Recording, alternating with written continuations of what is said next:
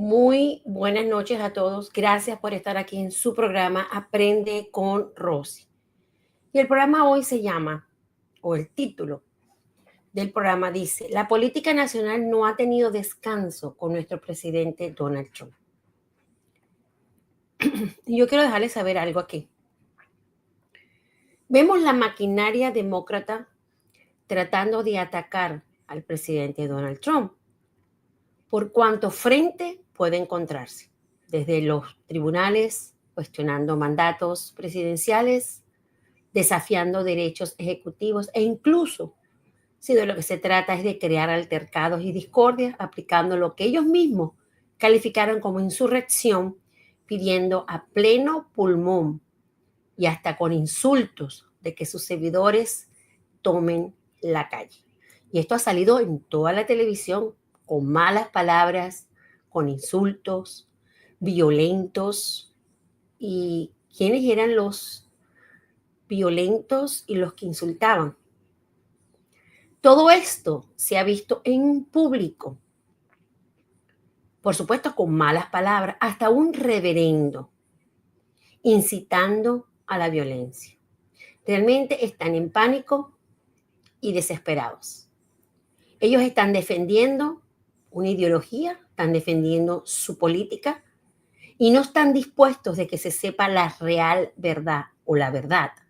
No quieren que sepan de dónde están saliendo, a dónde van, o se están dirigiendo o se han dirigido a los millones de dólares.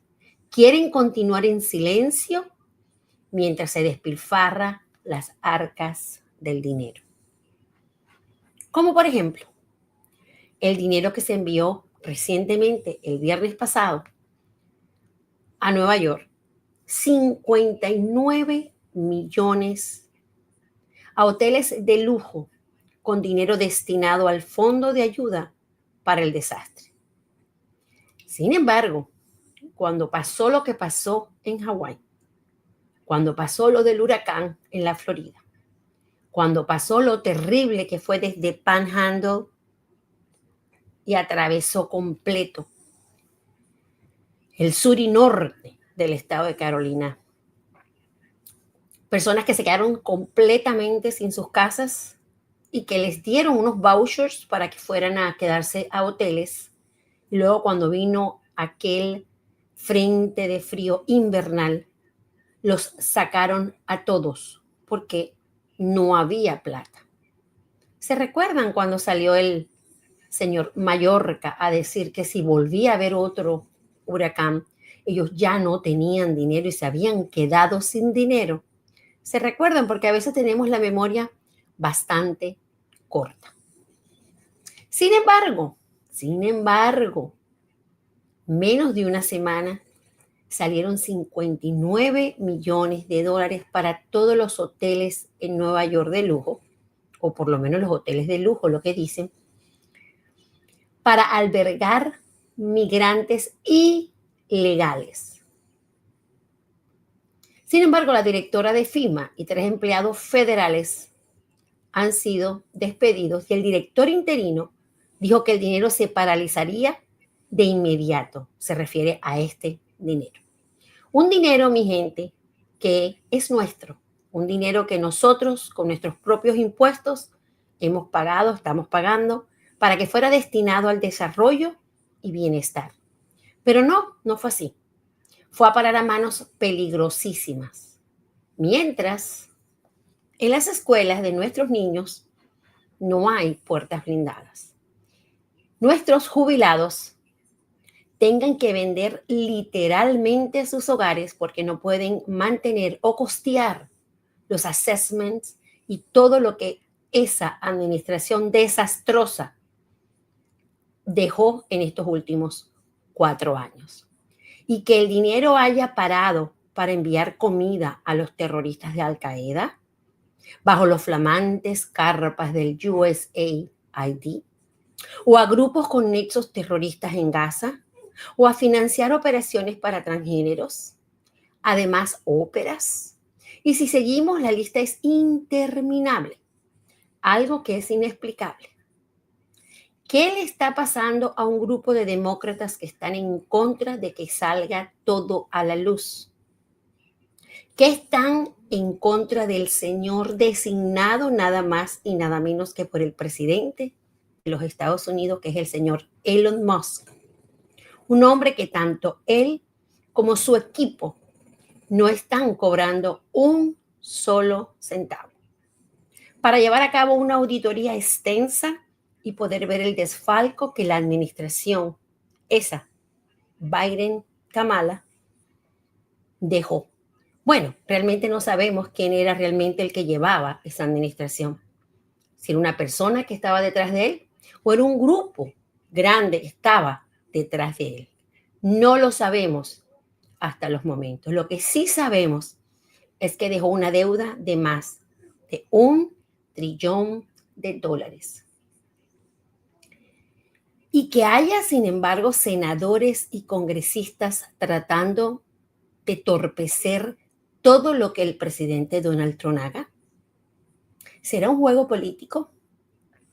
Pero de algo estamos convencidos, que no podrán, porque nuestro presidente, Donald Trump, tiene un as debajo de su manga. Y es la voz del pueblo americano que depositó en las urnas esa noche, ese noviembre, y el voto de confianza que también se depositó en él para que hubiera un cambio. Y por eso él se ha rodeado de un gabinete muy competente y leal, con una misma misión y visión: América primero. Este país estaba a punto de colapsar, a punto de colapsar. Y se estaba hasta tratando, o se está tratando de poner orden en dicha casa. Pero estos demócratas no quieren eso. Están fallando a su base, a esa base que cada día que pasa los están dejando solos. Hay muchísimos demócratas que depositaron su voto en nuestro presidente Donald Trump y que en estos momentos se están cambiando de partido. No quieren saber nada del partido demócrata, ya que dice que ese partido los ha abandonado y no los representa, sin entender que ya ese partido ha dejado de ser partido y se han convertido en un grupo de personas de la izquierda que han traicionado a este gran país. Porque sus intereses no son por la patria. No lo son. Los cuales juraron en su momento determinado. Por lo tanto, están en pánico.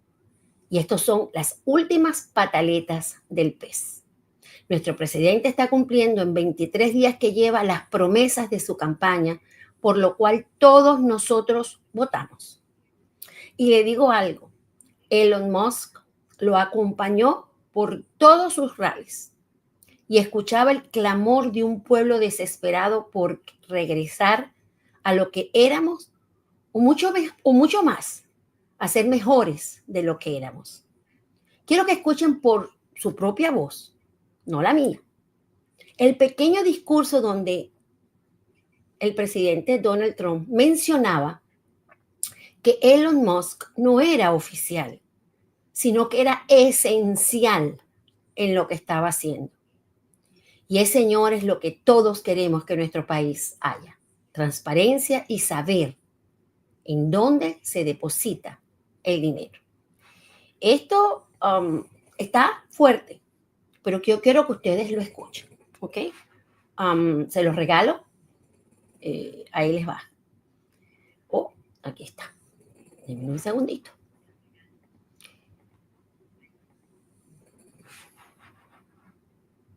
A busy day today. The king just left, and we've had a great discussion, terrific discussion concerning Gaza and everything else.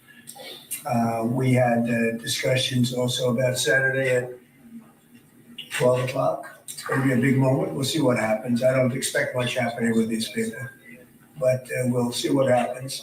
And we're going to be signing a very important deal today. It's Doge. And I'm going to ask Elon to tell you a little bit about it and some of the things that we found, which is shocking. Billions and billions of dollars in waste, fraud, and abuse. And I think it's very important. And that's one of the reasons I got elected. I said, we're going to do that. Nobody had any idea it was that bad, that sick, and that corrupt. And it seems hard to believe that judges want to try and stop us from looking for corruption, especially when we found hundreds of millions of dollars worth, much more than that, in just a short period of time. We want to weed out the corruption. And it seems hard to believe that a judge could say, we don't want you to do that. Well, so maybe we have to look at the judges, because it's a very serious, I think it's a very serious violation. I'll ask Elon Musk to say a few words, and we'll take some questions. Elon, go ahead. Sure. So at a high level, you say, what is the goal of Doge, and I think a significant part of this presidency is to restore democracy. This may seem like, well, are we in a democracy? Well, if you don't have a feedback loop, okay, if you sorry, telling gravitas can be difficult sometimes.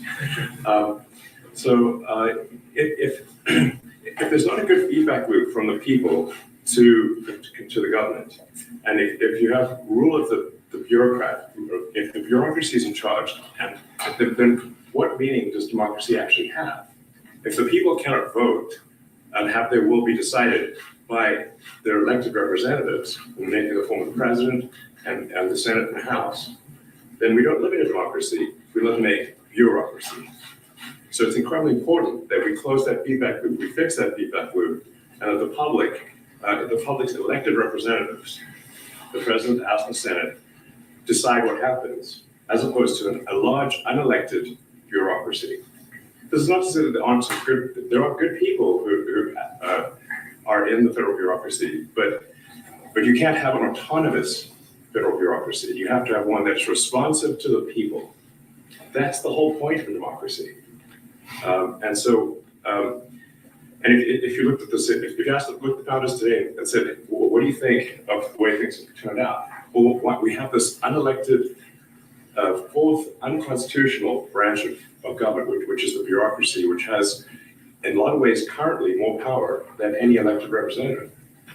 And this is not something that people want, and it does not match the will of the people. So it's just something we've got to fix. And we've also got to address the deficit. So we've got a $2 trillion deficit, and if we don't do something about this deficit, the country's going bankrupt. I mean, it's really astounding that the interest payments alone on the national debt exceed the Defense Department budget, which is shocking, because we spend a lot of money on defense. But and if that just keeps going, we're essentially going to bankrupt the country. So what I really would say is, like, it's not optional for us to reduce the federal expenses. It's essential. It's essential for America to remain solvent as a country, and it's essential for America to have the resources necessary to provide things to its citizens and not simply be servicing vast amounts of debt.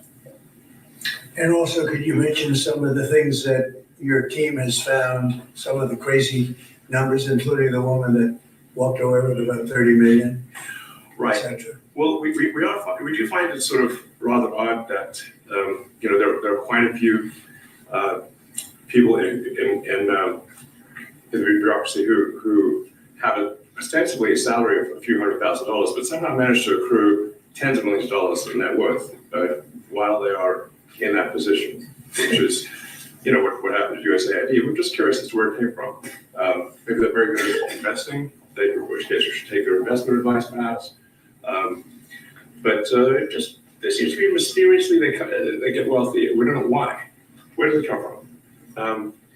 And I think the reality is that they're getting wealthy at taxpayer expense. That's the honest truth of it. So we're looking at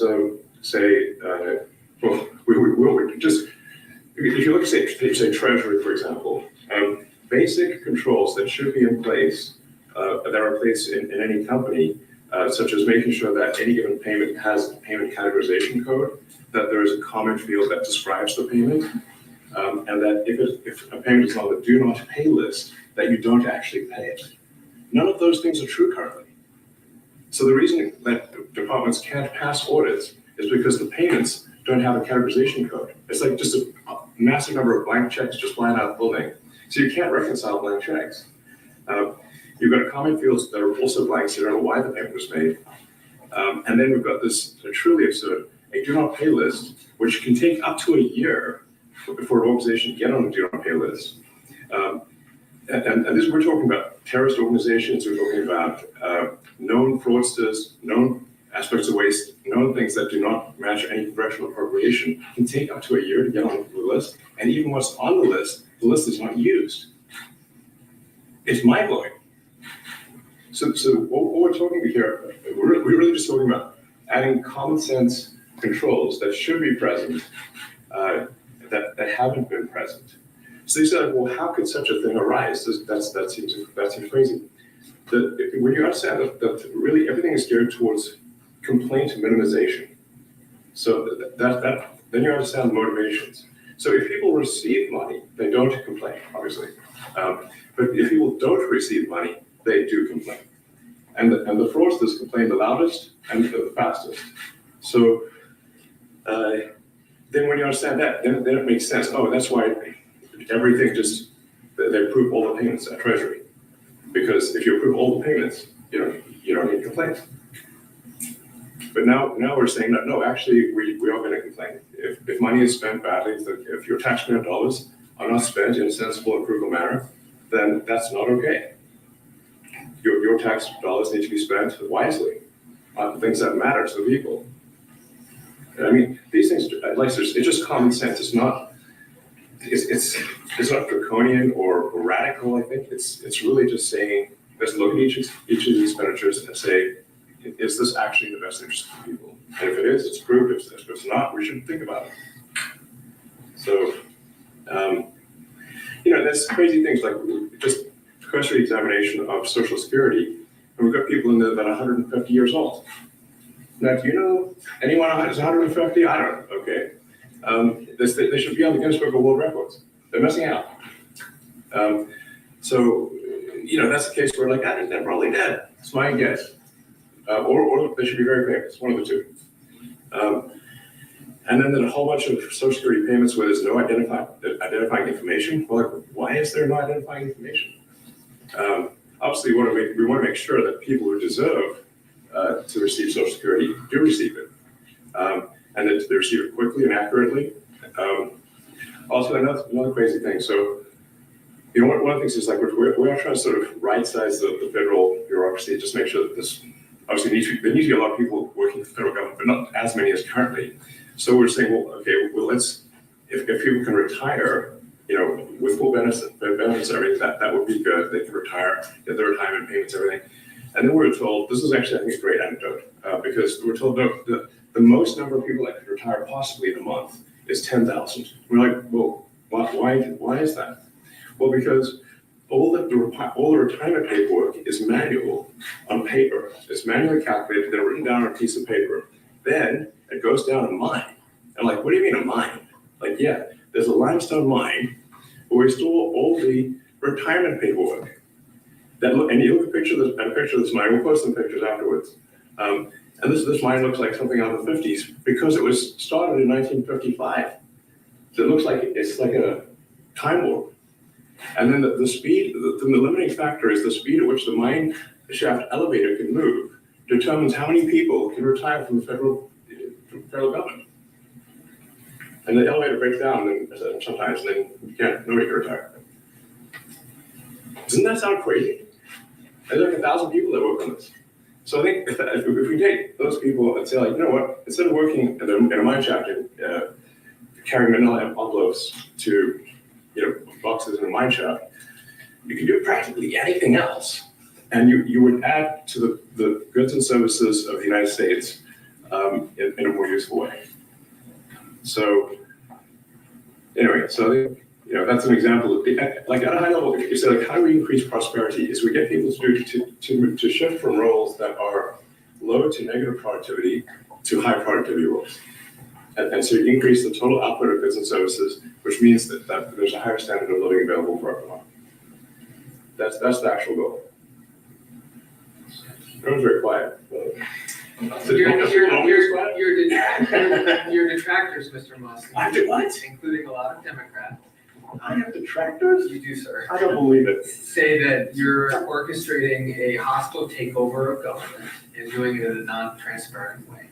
What's your response to that criticism? Well, first of all, you couldn't ask for a stronger mandate from the public. The public voted, the majority of the public voting for President Trump won the House, won the Senate. The people voted for major government reform. There should be no doubt about that. That was on the campaign. The president spoke about that at every rally. The people voted for major government reform, and that's what people are going to get. They're going to get what they voted for. And a lot of times, people, they don't get what they voted for. But in this presidency, they are going to get what they voted for. And that's what democracy is all about. Mr. Musk, the White House says that you will identify and excuse yourself from any conflicts of interest that you may have. Does that mean that you are in effect policing yourself? What are the checks and balances that are in place to ensure that there's accountability and transparency? Well, we actually are trying to be as transparent as possible. In fact, our actions, we post our actions to the Doge handle on X and to the Doge website. So all our actions are maximally transparent. In fact, I don't think there's been, I don't know a case where an organization has been more transparent than the Doge organization. So, and the kind of things we're doing are, I think, very, very simple and basic. They're not, what I mentioned, for example, about Treasury, just making sure that payments that go out, taxpayer money that goes out, is categorized correctly, that the payment is explained, that organizations on the do not pay list, which takes a lot to get there, that actually are not paid, which currently they are paid. These are not individual judgment decisions. These are about simply having sensible checks and balances in the system itself to ensure that taxpayer money is spent well. So it's got nothing to do with, like, say, a contract with some company of mine at all. But if there is a conflict of interest when it comes to you yourself, for instance, you've received billions of dollars in federal contracts when it comes to the Pentagon, for instance, which the president, I know, has directed you to look into. Yeah. Are you policing yourself in that? Is there any sort of accountability check and balance in place that would provide any transparency for the American people? Well, all of our actions are fully public. So if you see anything, you say, like, wait a second, hey, that seems like maybe that's, there's a conflict there. I feel like people are going to be shy about saying that. They'll say it immediately. Including you yourself. Yes. But transparency is what builds trust, not simply somebody asserting trust. So not just somebody saying they're trustworthy, but transparency, so you can see everything that's going on. And you can see, am I doing something that benefits one of my companies or not? It's totally obvious.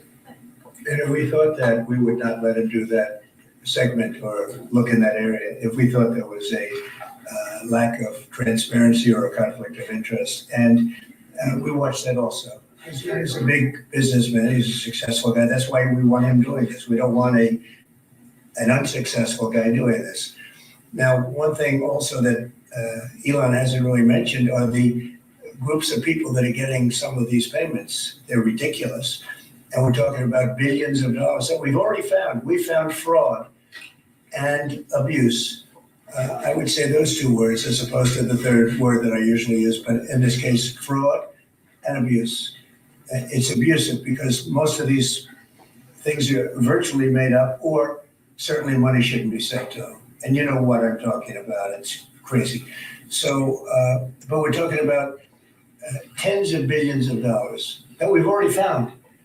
And now a judge who's an activist judge wants to try and stop us from doing this. Why? And why would they want to do that? I campaigned on this. I campaigned on the fact that I said government is corrupt.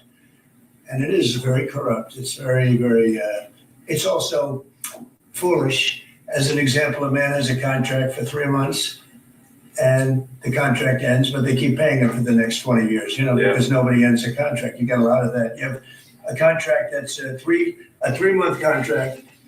Now, normally if you're in a small, in all fairness, it's the size of this thing is so big. Yeah. But if you have a contract and you're in a regular business, you end the contract in 3 months, it's a consultant. Here's a contract for 3 months, but it goes on for 20 years.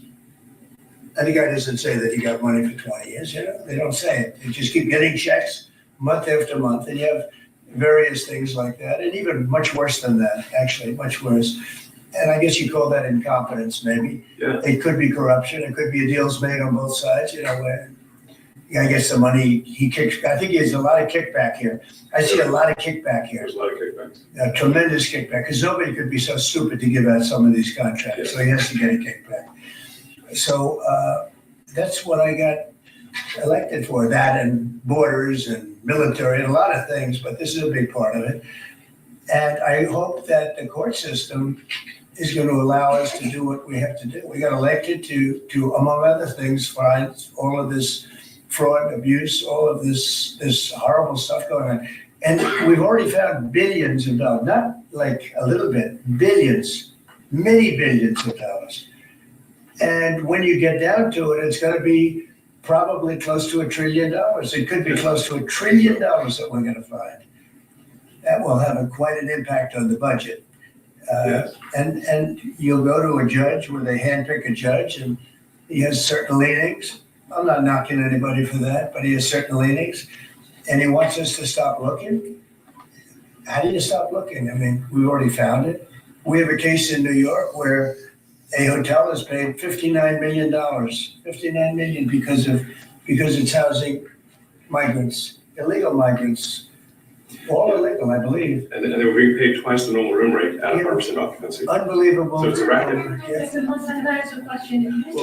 If I may sort of just referring to the president's comments, at a high level, you say, well, what are the two ingredients that are really necessary in order to cut the budget deficit in half from 2 trillion to 1 trillion? And it's really two things: competence and caring. And if you add competence and caring, you'll cut the budget deficit in half. And I fully expect to be scrutinized and get a daily proctology exam, basically. Might as well just camp out there. So it's not like I think I can get away with something. I'll be scrutinized nonstop. But with support of the president, we can cut the budget deficit in half from 2 trillion to 1. And then with deregulation, because there's a lot of sort of regulations that don't ultimately serve the public good. We need to free the builders of America to build.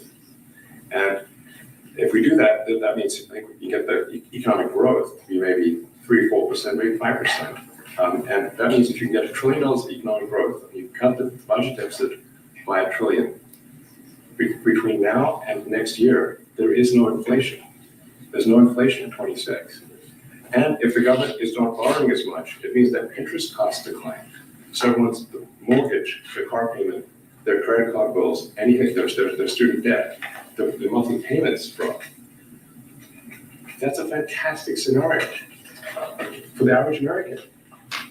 I mean, imagine they go down the grocery aisle and the prices from one year to the next are the same, and their mortgage, all their debt payments dropped. How great is that for the average American? We had no idea we were gonna find this much. And it's open, it's not like complicated. It's not that simple stuff. complicated. It's It's like, a lot of work. you Yeah. can't believe it. A lot of work, a lot of smart people involved, very, very smart people. But you're talking about anywhere, maybe $500 billion. It's crazy the kind of numbers you're It's really talking crazy. about. Normally when you're looking at something, you'll find you're looking for 1 out of 100. Here, you're almost reversing it. You look for one that's good. Yeah. And you can look at the title and you say, why are we doing this? Why are we doing that? And the public gets it. The public gets it. You've seen the polls. The public is saying, why are we paying all this money? This for years, this has gone on. Mr. Musk, can I interrupt you? Yeah, go ahead. Wait, go ahead. Senator Rand Paul today said that Doge cuts will ultimately need a vote in Congress. Do you agree with that? Is that the I plan? really don't know. I know this. We're finding tremendous fraud and tremendous abuse.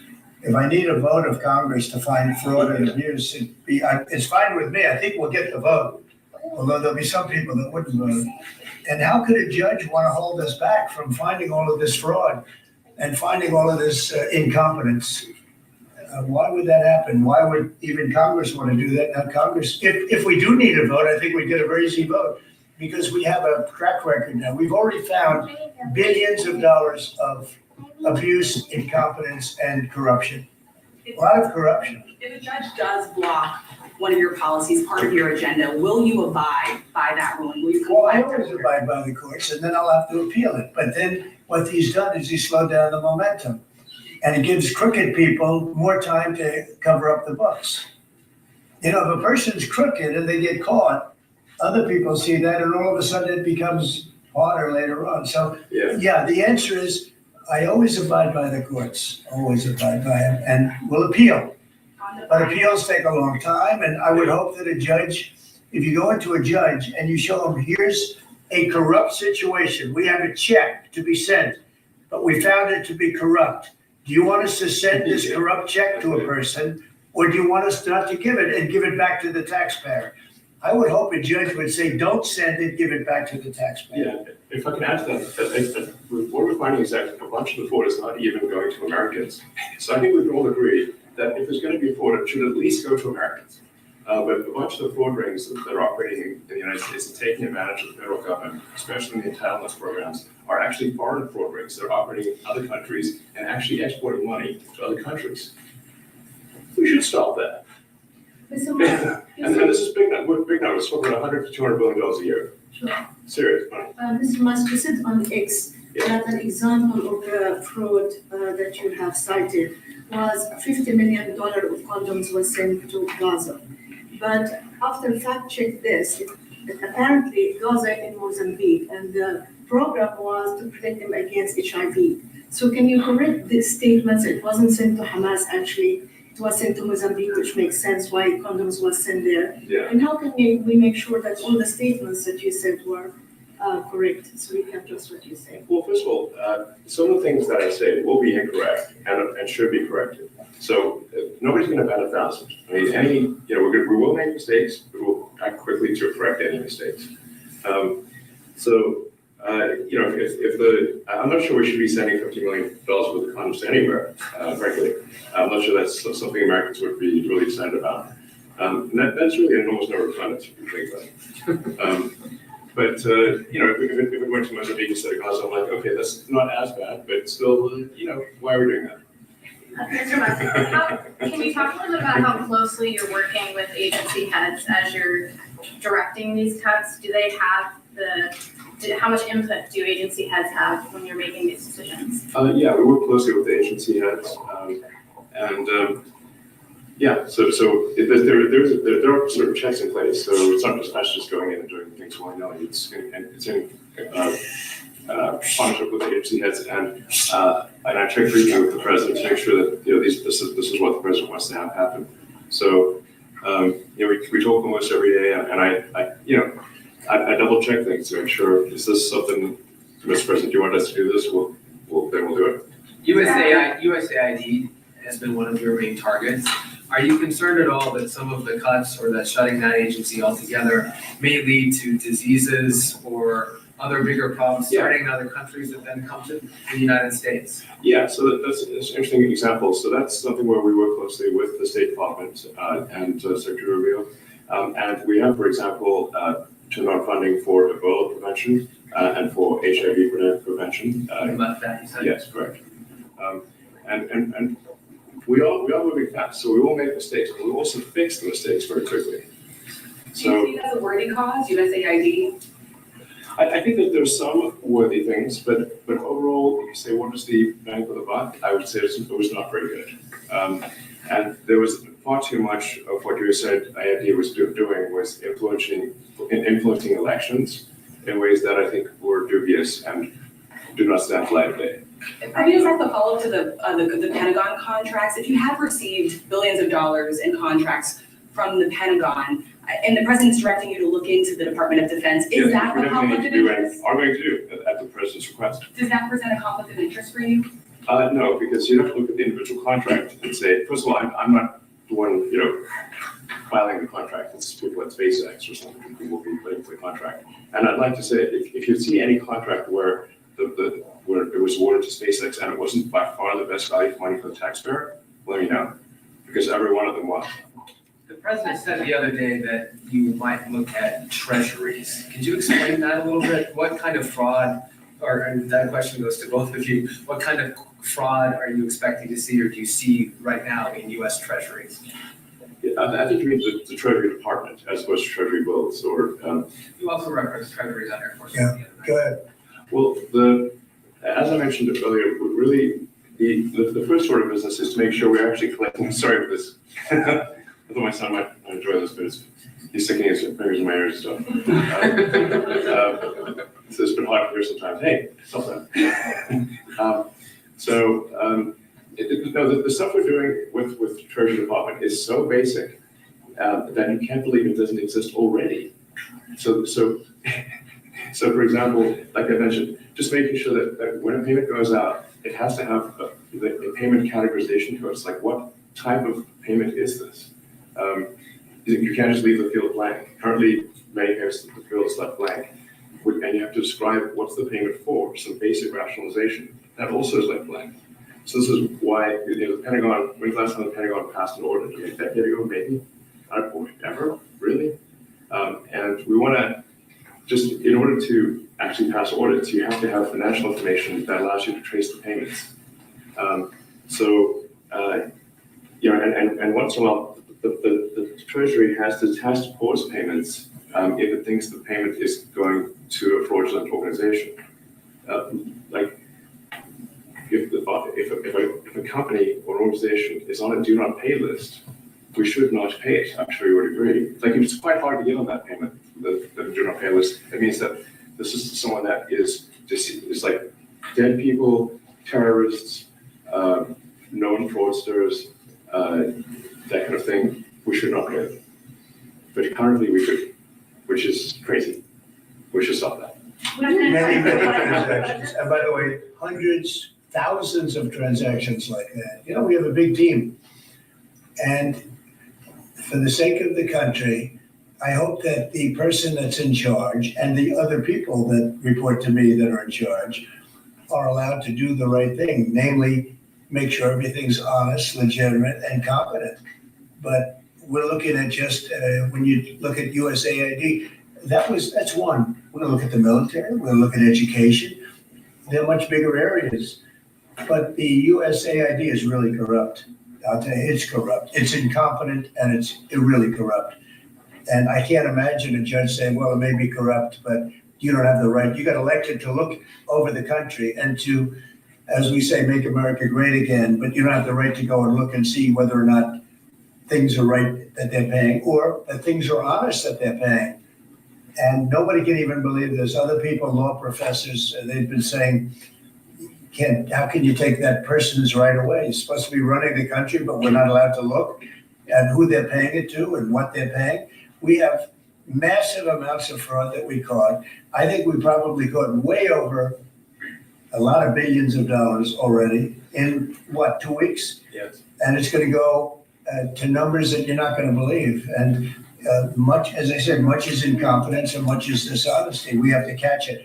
And the only way we're going to catch it is to look for it. And if a judge is going to say you're not allowed to look for it, that's pretty sad for our country. I don't understand how it could even work. On the buyout program, can you personally guarantee that Which one? the buyout program, the offer to federal workers, can you personally guarantee that the workers who opt in to resign now will be paid through Well, they'll get September? their money, but they're getting a good deal. They're getting a big buyout. And what we're trying to do is reduce government. We have too many people. We have office space. It's occupied by 4%. Nobody's showing up to work because they were told not to.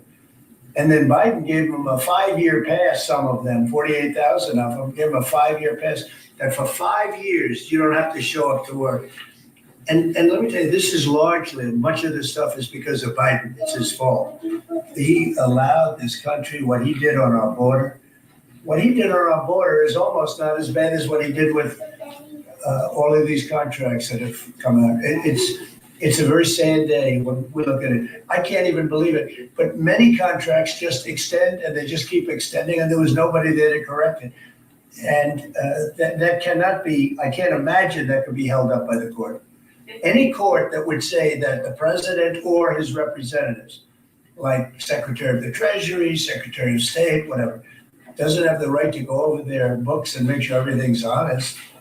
I mean, how can you have a country? You can't have anything that way. You can't have a business that way. You can't have a country that way. Hey, thank you very much, everybody. Thank you. Thank you.